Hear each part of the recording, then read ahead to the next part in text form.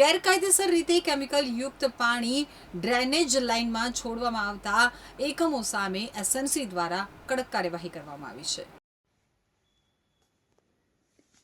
સુરત મહાનગરપાલિકા દ્વારા ગેરકાયદેસર રીતે કેમિકલ યુક્ત પાણી પાલિકાની ડ્રેનેજ લાઇનોમાં છોડનારા સામેની કાર્યવાહી ગુરુવારે પણ જારી રહી હતી, જેમાં લિંબાયત ઝોનમાં 103 અને વરાછામાં 6 યુનિટોને સીલ કરવાની કામગીરી કરવામાં આવી હતી.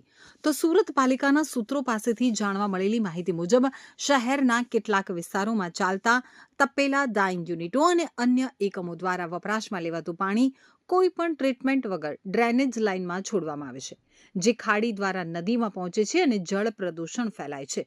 તો પાલિકા દ્વારા છેલ્લા 1 મહિનાથી આવા એકમો સામે કાર્યવાહી શરૂ કરવામાં આવી છે, જેમાં લિંબાયત ઝોન દ્વારા પણ અનેક યુનિટો સીલ કરાયા છે.